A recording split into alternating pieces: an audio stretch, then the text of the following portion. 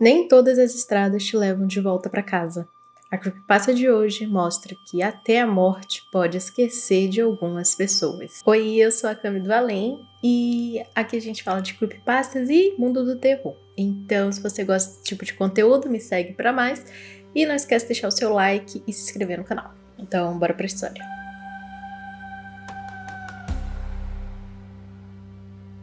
Melina odiava dirigir à noite. Ela fazia qualquer coisa para evitar, mas tudo mudaria essa noite. Como tantas outras coisas desagradáveis que aconteciam na sua vida, essa era só mais uma em que a culpa seria do seu pai. Ela não o via há mais ou menos 15 anos e, naquela noite, ela recebeu uma ligação. Eu preciso de você, Meli. Por favor, venha me ver agora. O velho provavelmente estava bêbado, mas ele nunca tinha ligado antes. Então, ela se levantou da cama muito rápido, colocou uma roupa e pegou a chave do carro. Aquilo parecia mais um sonho. Acordada no meio da noite, ouvindo a voz do pai depois de tantos anos, parecia que ele estava chorando. Sua voz soou da mesma forma que da última vez quando ela ouviu. Depois de uma viagem de 2 horas, que ela estava certa em se perguntar se ele ainda estava no mesmo lugar. Seu último endereço conhecido foi um apartamento numa área periférica da cidade. A casa dele era o número 24 ou o número 42? Definitivamente tinha um 4, não importava. O nome dele não estava em nenhuma das campainhas. Inútil, ela gritou.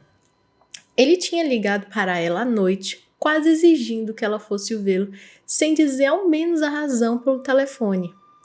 E então esperava que ela soubesse, quase como por mágica, onde ele morava. Já estava rodando ali por mais ou menos 5 horas. A essa altura, eram 2h27 da manhã e ela percebia que mais ou menos a cada 30 minutos passava um carro por ela.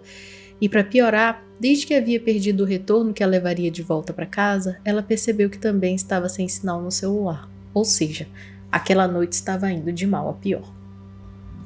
Faça um balanço da sua vida, Melly, pensou ela.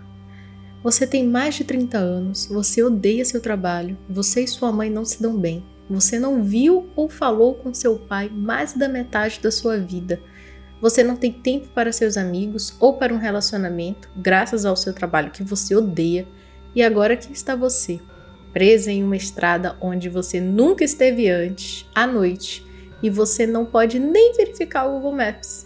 Senhora Inteligência é o seu nome, disse ela em tom de ironia. Aquilo foi tomando conta dela, pois ela estava perdida, sem sinal de telefone, sem uma casa à vista e o único indicativo que aquilo ainda era uma estrada eram os carros que passavam a cada 30 minutos, mas não havia sinalização nenhuma. Então, Melly pensou, acho que encontrei o meio do nada. Ela estava no meio desse pensamento quando seus faróis iluminaram algo na estrada.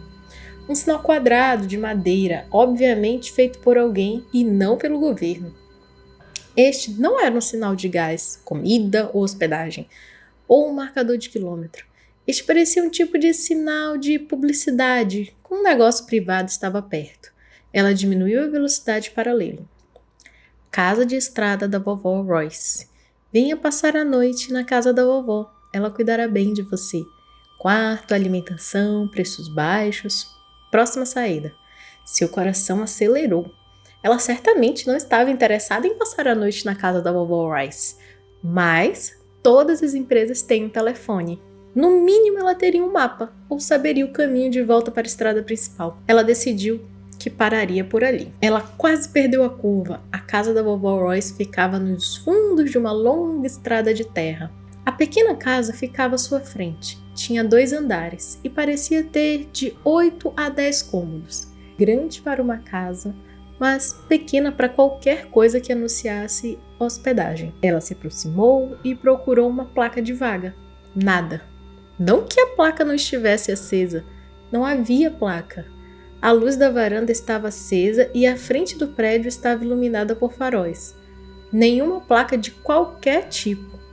Ela quase se perguntou se estava no lugar errado, mas tinha certeza de que não tinha visto nenhuma outra saída entre a casa e a placa que anunciava.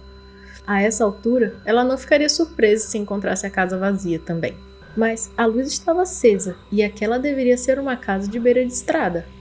Alguém estaria atendendo na recepção. Ao se virar para verificar se as luzes piscavam ao apertar a fechadura, ela pensou ter visto um movimento nas árvores, algo com uma forma humana. Parou e olhou novamente. Nada. Então ela decidiu que era apenas a imaginação. Na porta da frente, ela hesitou. Se fosse mesmo uma casa de beira de estrada, então ela deveria poder simplesmente entrar. Mas e se ela estivesse enganada? Se tentasse abrir a porta e simplesmente entrasse, poderia acabar presa ali mesmo. Cautelosamente, ela tentou a maçaneta. Girou, ela pressionou a porta delicadamente e então a porta se abriu.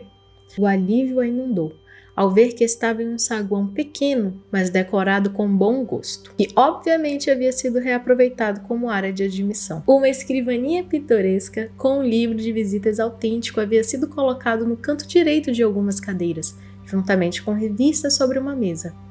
Ela leu os títulos brevemente: Mademoiselle, Livro Azul, A Nova Vida no Campo, Artes e Arquitetura, antes de voltar a sua atenção para a pequena escrivaninha. Não havia computador. Era um toque fofo. Era como se a casa fosse de uma era passada. Talvez a velha vovó Royce realmente não gostasse de tecnologia moderna. Havia, no entanto, uma pequena campainha, exatamente como haveria em 1929. Não era nem daquelas redondas de prata que se toca com um toque. Era uma pequena campainha de porcelana. Este lugar estava começando a ficar mais bonitinho a cada momento. Por favor, que tenha um telefone. Por favor, que tenha uma rede telefônica comum, não as centrais telefônicas dos anos 50. Ela pegou a campainha e sacudiu. Por um tempo, nada aconteceu. Então, ela viu uma luz acender no quarto dos fundos e a sombra de uma senhora idosa surgiu na parede. A sombra se moveu em sua direção e em poucos segundos ela viu sua dona, Vovó Royce, que talvez se parecesse com todas as avós de todos os livros de histórias. Bem, meu Deus, disse ela. Bom dia, querida. Desculpa o atraso, mas já faz um tempo que não recebemos visitas a esta hora. Posso saber o seu nome, querida? Vovó Royce era pequena, com os cabelos grisalhos, preso em um coque elegante atrás da cabeça, um vestido que parecia ter pertencido a uma idosa nos anos 20 e um suéter rosa desbotado. Melinda achou que ela tinha a mesma aparência que gostaria que sua avó tivesse, mas a avó materna havia morrido quando era jovem e ela nunca conheceu a avó paterna. Era quase doloroso negar àquela doce senhora o direito de fazer um negócio, mas, mesmo assim, ela precisava voltar para casa. Na verdade, desculpe, ela começou, mas o fato é que eu estou perdida. Nem sei bem onde estou na direção de... Ah, coitadinha, disse a vovó Royce. Sente-se e me deixe preparar um chá ou algo assim. Você deve estar com frio. Sério, obrigada, mas eu estou bem, disse Melinda gentilmente. Eu só preciso do telefone, se puder, ou se você tiver um mapa, até isso seria ótimo. Eu moro apenas a algumas horas daqui e... Ela parou de falar sem saber se estava certa. Ela poderia facilmente ter dirigido aquelas 5 horas e tanto na direção errada. Ai, meu Deus, disse a pequena mulher com tristeza. Desculpe, querida, mas as linhas telefônicas estão fora do ar. Quanto ao mapa, bem, eu tinha um. Se eu procurar ainda posso ter, mas provavelmente está bem desatualizado agora. A rodovia mudou de lugar desde então, disso eu sei. Melinda sentiu o aperto no coração. Como sua sorte poderia piorar? Sem telefone celular ou fixo, sem mapa, o que ela podia fazer? Precisava voltar para casa. Era esperado que trabalhasse às 8 da manhã no dia seguinte. E por que as linhas telefônicas estavam fora do ar? O tempo estava frio, mas estariam consertando uma linha por perto? Ela disse a vovó Royce o nome de sua cidade, mas a vovó apenas disse: acredite, eu nunca ouvi falar dessa cidade. Como você disse que era mesmo? Ela repetiu: Não me diz nada. Desculpe, eu não saberia dizer em que direção fica. Por que você não passa a noite aqui, querida? Eu te dou um desconto. Obrigada, é muita gentileza sua, mas eu tenho trabalho amanhã e preciso voltar para casa. Nem sei bem por que saí hoje à noite. O único motivo que eu tinha parece não importar mais. Querida, eu não conciliaria tentar dirigir de volta para tão longe hoje à noite, disse a vovó Royce. Ora, são quase 3 da manhã e você não dormiu nada. Talvez as linhas estejam congestionadas. Amanhã você pode ligar para o seu trabalho e avisar que vai atrasar. Isso também não funcionaria, respondeu ela. Eu abro a loja, não vai ter ninguém. Não, me desculpe, eu realmente preciso ir. Vou na outra direção até encontrar a rua em que eu estava. Com isso, a expressão da vovó Royce mudou um pouco. Ela passou de gentil a preocupada e até com um pouco de medo. Ela parecia querer falar algo para Melinda. Por fim, ela disse relutante. Tudo bem, querida. Se você tem certeza, só tome cuidado agora. Não fale com ninguém até voltar para a estrada. Aquele último aviso pareceu um pouco bobo. Afinal, o que era Melinda? Uma criança? Ela agradeceu a vovó Royce pela gentileza e voltou para o carro. Mas ao menos na metade do caminho, lembrou-se de ter visto algo se movendo entre as árvores. Seus olhos percorreram ambos os lados da pequena área isolada, procurando por qualquer coisa que parecesse se mover por conta própria. Ela não viu nada. Satisfeita, foi em direção ao carro e quando olhou, os 4 pneus estavam furados. Droga! Ela se abaixou e viu longas marcas de corte em cada pneu. Alguém naquele maldito pedacinho do nada havia furado seus pneus no tempo que ela levou para descobrir que não tinha como entrar em contato com ninguém naquela noite. Crianças de uma fazenda local, só pode ser, pensou ela sobriamente. Não havia mais nada a fazer, então era melhor sair à noite e furar os pneus. Ela parou e deixou a realidade se instalar. Não iria a lugar nenhum naquela noite. Não tinha escolha agora. Precisava passar a noite ali até amanhã, quando, com sorte, as linhas telefônicas estariam funcionando e ela poderia ligar para alguém do trabalho e pedir que atendessem, e depois ligar para a borracharia para consertar os pneus. Suspirou e voltou para casa. Podia ouvir a vovó Royce caminhando de volta para o quarto. Já havia apagado as luzes. Resignada ao seu destino, Melinda tocou a campainha novamente. É a senhora? Ouviu a vovó Royce chamar. Sim, sou eu, respondeu ela. Desculpe incomodar. Meu nome é Melinda Orton.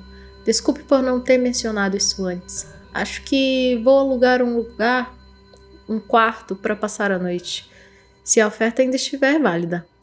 Ah, claro que sim, querida, disse a vovó Royce, abrindo a porta e acendendo as luzes. Melinda, ah, que nome bonito, querida. Bem, vamos te ajudar a se situar. Coloque seu nome e horário de chegada no livro e eu te pego a chave. Todos os quartos da pensão ficam no 2º andar e só restam alguns. Tem mais alguém aqui? Isso foi surpreendente. Não havia um único carro no gramado da frente quando ela chegou. Ah, sim, senhorita Melinda. A vovó estava mexendo no cômodo ao lado. O Sr. Norris, o jovem Calvin, somos alguns aqui. Ela voltou com uma chave na mão. Só por curiosidade, o que a fez mudar de ideia? Ela pareceu se animar ao fazer a pergunta, como se estivesse aliviada por Melinda ter ficado, afinal. Ah, provavelmente são os moleques locais se divertindo, disse ela. Mas encontrei os meus pneus furados. A vovó parou de repente, com o rosto contorcido de preocupação e apreensão. Então, ela continuou como se nada estivesse errado. Ah, não há nada a ser feito, eu acho, disse ela com um toque de tristeza. Bem, pelo menos não até amanhã de manhã, disse a Melinda. Ah, sim, disse a vovó Royce, distraidamente. Sim, sim. Ela conduziu Melinda escada acima até um corredor vazio e silencioso, ou talvez não tão silencioso. De uma das extremidades do corredor, via um som abafado de alguém chorando. Quem quer que fosse chorava baixinho. Não de raiva ou de medo, mas de profunda tristeza. Parecia que chorar era algo que aquela pessoa estava acostumada, mas ainda assim não conseguia parar. Quem é esse? Perguntou ela apontando na direção de onde vinha o choro. Ah, não liga para isso não, querida, disse a vovó. É só o Sr. Norris. Ele Está assim há um tempo. Um homem mais velho, você entende, né? Não tá muito bem da cabeça.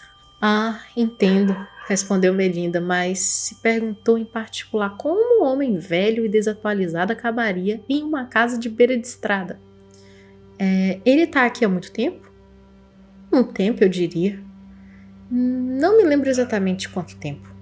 Como ele paga a hospedagem e a alimentação? Acho que ele não dirige, disse ela, a senhora idosa. Na verdade, parece que ninguém mais aqui tem carro. A vovó se assustou com isso, ergueu os olhos em uma expressão quase culpada. Ah, bem, disse ela. Esse tipo de coisa é problema dos hóspedes. Eu não pergunto sobre essas coisas. Ela girou a chave da fechadura do quarto para onde levaria Melinda e abriu a porta. Acendendo a luz, mostrou a Melinda o quartinho pitoresco. Melinda achou que parecia uma viagem ao passado. Ela podia jurar que este quarto teria parecido moderno no início dos anos 50. Bom, pensando bem, o resto desse lugar também poderia ser moderno naquela época. Sem sinal de internet, sem computador, aquela campainha velha, aquelas revistas pareciam novas, mas... Esse pensamento foi interrompido quando a vovó colocou a chave no criado mudo e deu as instruções. Agora, o banheiro é ali no final do corredor. Você vai dividir com o andar inteiro, então, por favor, tenha isso em mente e se precisar ir. Há um horário de banho na porta também. Quem chega primeiro é atendido primeiro. Basta adicionar o seu nome na primeira fila disponível e essa é a ordem em que os banhos serão servidos. Eu não me preocuparia com isso se fosse você. Tenho certeza que você será a primeira da fila. Eu acordo pontualmente às 6 horas da manhã. Todos os dias eu preparo o café da manhã. Mas você desce quando estiver pronta e eu preparo algo para você. Ah, e uma última coisa, minha querida. Eu aconselho fortemente a não sair da casa antes do amanhecer. Nunca se sabe o que pode acontecer lá fora, no escuro. Claro, respondeu ela. Eu nunca sairia lá fora no escuro se não precisasse. Ela interrompeu esse pensamento logo de cara. Depois de alguns instantes, estava sozinha.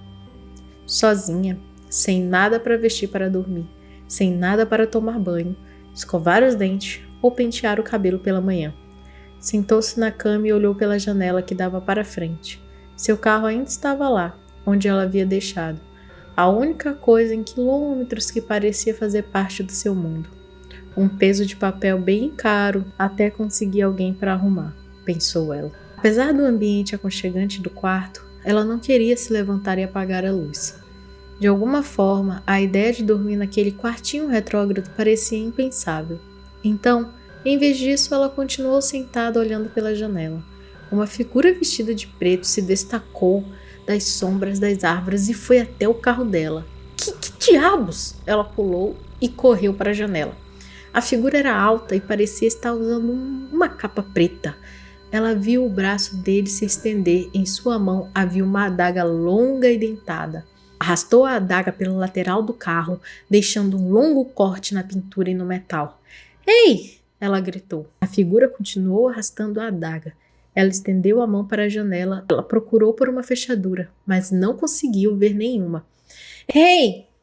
Desta vez, a figura levantou a cabeça e ela pôde ver o brilho dos olhos sobre o capuz. A figura ergueu a adaga, lentamente, determinadamente, apontando em direção ao rosto de Melinda. Ela saltou para trás da janela e correu para a porta. Um barulho do outro lado a deteve. Passos arrastados e choro.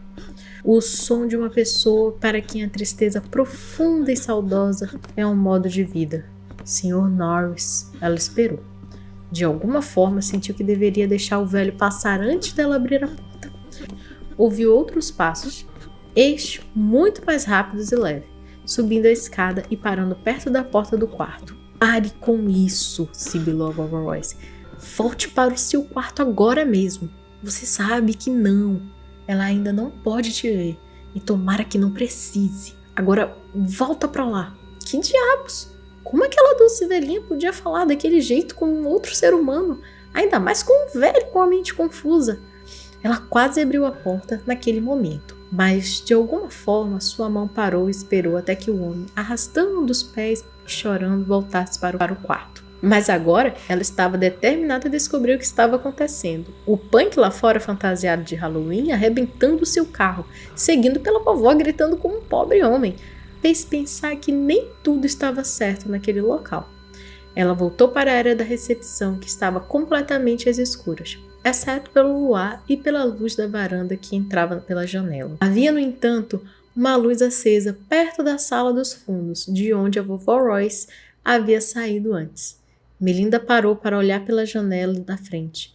O maníaco com a adaga não estava em lugar nenhum naquele momento. Ela caminhou na direção da luz, percebendo que era a luz da cozinha. Continuou andando, esperando encontrar a vovó Royce, ainda ocupada com o que quer que uma velha estalajadeira fizesse durante as primeiras horas da manhã. Em vez disso, encontrou a vovó Royce sentada com um jovem de cerca de 20 anos. Ele tinha cabelos escuros, uma barba por fazer, usava uma camisa de veludo marrom escura e calças caqui, além de um chapéu estilo pork pie. Parecia pronto para vender jornais em uma esquina nos anos 30. Ele estava tomando chá calmamente enquanto a vovó o repreendia do outro lado da mesa. Isso sim foi horrível de se dizer. Quando eu tinha sua idade, os jovens se comportavam. Que engraçado, falando da minha idade, murmurou o jovem com um sorriso de escárnio. E quantos anos você tem? Você ao menos se lembra? Calvin Davidson. Você é um problema, rapaz, sibilou a velha de volta. Nenhum dos dois tinha notado Melinda ainda. Um dia desses, você vai dizer algo e vai se arrepender. Ah, qual é, vovó? O que eu poderia dizer para piorar as coisas? Perguntou Calvin. Quer dizer, olha o velho Sr. Lawrence lá em cima. Nós dois somos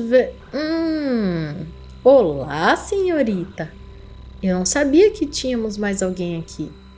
Ele tinha acabado de ver Melinda. Oi, disse ela. Ela teve a sensação de ter se deparado com uma discussão antiga que os dois já tinham tido muitas e muitas vezes.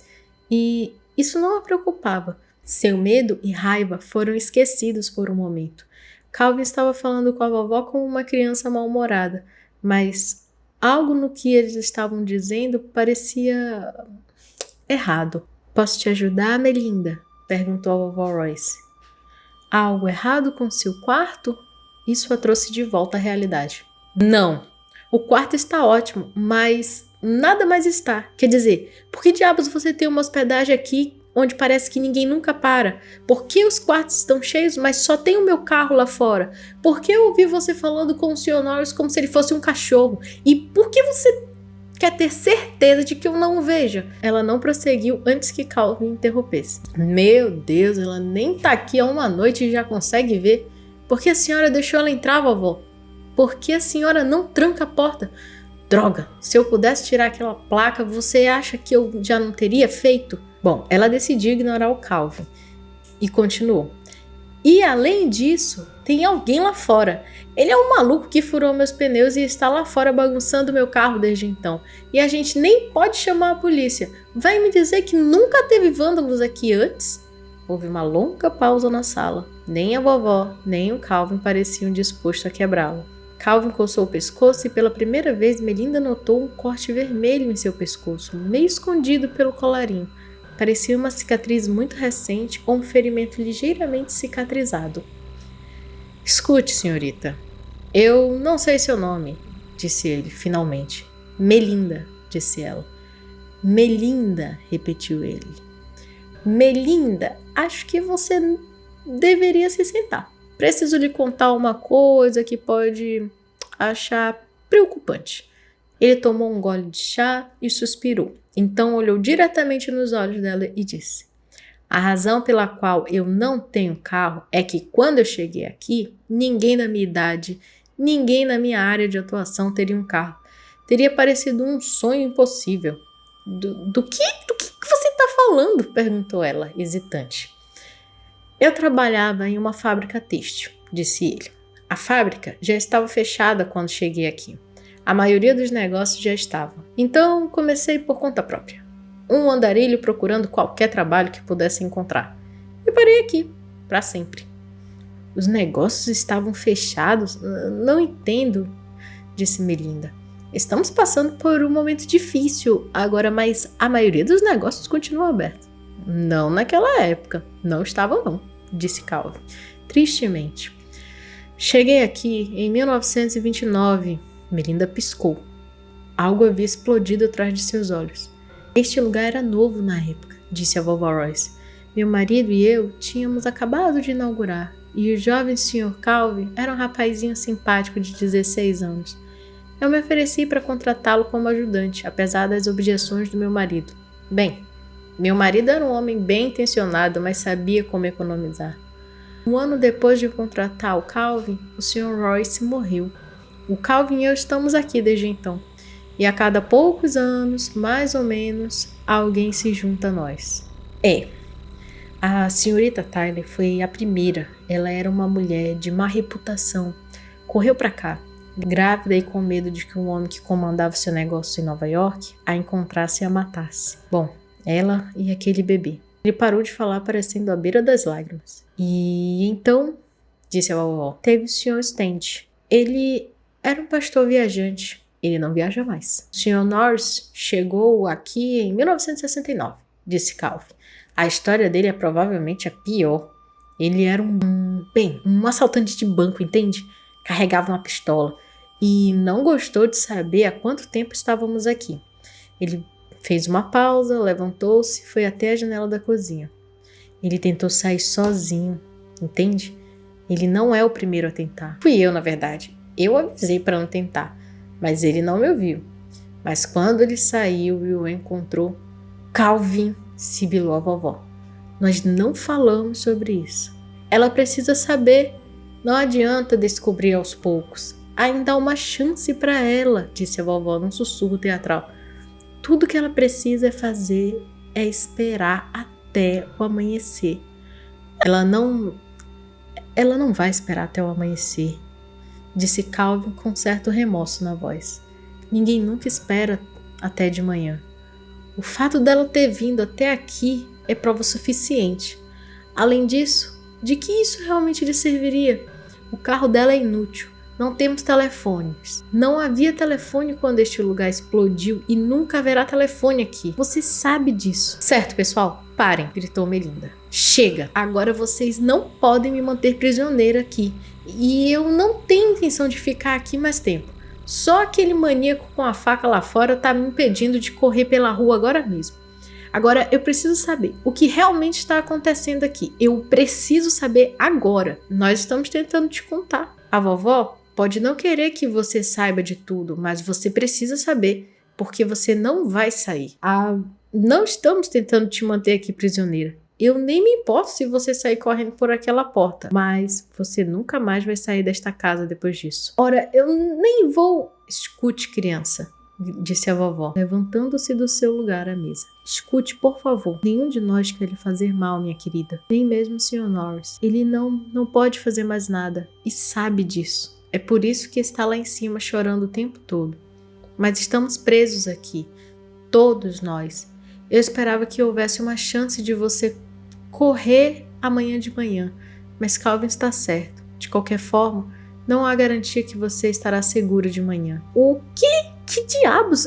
O que há de errado nesse lugar? Engasgou Melinda. Ela estava começando a desmoronar. Podia sentir as lágrimas brotando em seus olhos. Foi cerca de um mês depois da morte do Sr. Royce, disse Calvin. Quando ele chegou, ele estava usando aquela túnica longa e preta e carregava aquela adaga ridícula. Eu vi quando estava aparando as cercas vivas lá atrás. Eu disse que ele precisava sair daqui, porque eu não gostava da aparência dele. Ele se moveu tão rápido que eu nunca tinha visto isso acontecer. Ele me pegou daqui, Calvin tocou o pescoço, até aqui. Ele tocou a parte inferior do abdômen, no lado oposto do corte do pescoço, e começou a desabotoar a camisa. Melinda quase vomitou. Sobre a camisa dele havia um corte longo, feio e que era profundo, e ainda sangrava. Ela podia ver ossos, músculos e intestinos se contorcendo dentro daquela ruína destroçada. Eu morri naquela noite, disse Calvin.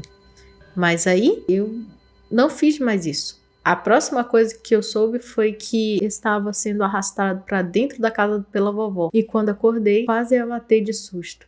Ela tinha certeza de que eu tinha ido embora. A questão é que eu tinha ido embora, mas eu estava acordado. Eu podia falar, andar, fazer qualquer coisa que eu pudesse fazer enquanto vivo. Bem, exceto sentir prazer ou me nutrir com comida ou bebida, eu ainda tomo chá, porque ele evita que minha pele fique cinza. Aprendi isso há uns 50 anos. Mas ele não foi embora, interrompeu a vovó.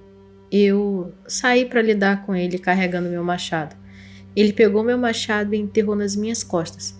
Não vou te mostrar o ferimento, querida. Calvin também não deveria ter mostrado dele. Ninguém deveria ter que ver. Mas é assim que ele funciona, Melinda, continuou Calvin.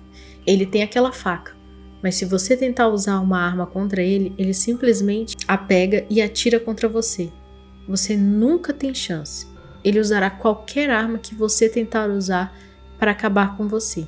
O Sr. Norris aprendeu isso da pior maneira possível. Isso não vai acontecer. Melinda estava prestes a desabar. Ela precisava se controlar. Ela precisava sair dali. De alguma forma, nada daquilo estava certo. Nada daquilo podia ser real. Era tudo um sonho. Muita coisa não fazia sentido. Seu pai chamando de madrugada, ela indo embora para encontrá-lo, sem pensar duas vezes, se perdendo tão rápido de forma tão irreversível, sem sinal de celular, em um lugar nenhum daquele. Este lugar, tudo nele, ela estava sonhando. Tinha que ser isso. Mas se fosse isso, ela precisava sobreviver.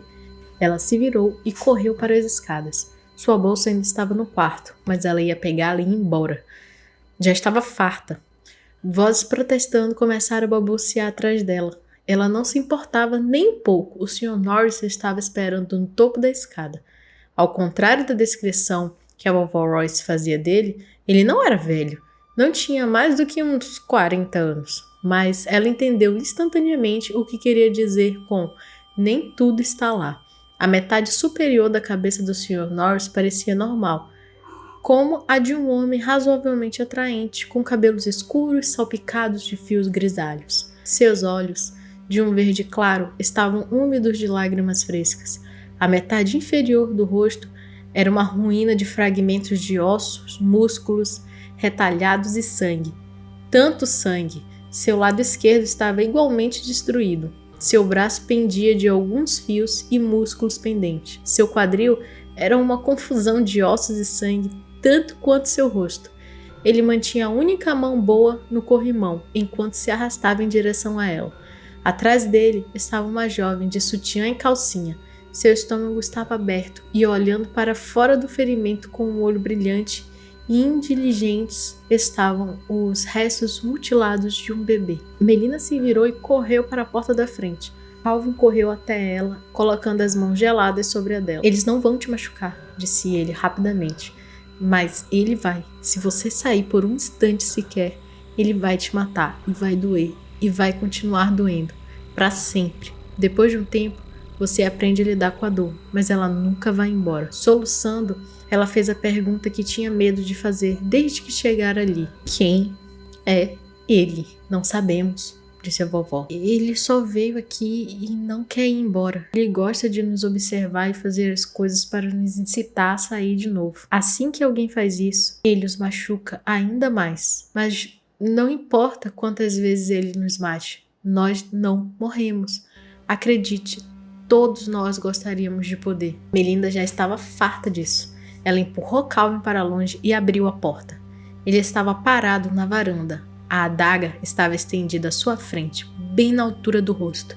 Melina correu na direção dele e a adaga perfurou seu olho direito, a ponta deslizando através dele, saindo pelo outro lado. Ela mal conseguiu ver o rosto sorridente e branco de seu assassino antes que tudo escurecesse. Algumas horas depois, a casa irrompeu em gritos vindos do andar de cima, enquanto Melina acordava em um mundo de dor, como ela nunca havia conhecido antes. E essa foi a creepypasta. Gente, eu gostei muito de como essa creepypasta foi construída. Eu achei assim, eu amei essa creepypasta. Eu não sei vocês já tinham escutado? Se sim, deixa aí nos comentários. E só lembrando que a gente também tá com essa mesma creepypasta disponível no Spotify. Então, se você preferir ouvir pelo Spotify, tem lá também o áudio, tá bom? Então, até a próxima creepy. Beijo, tchau!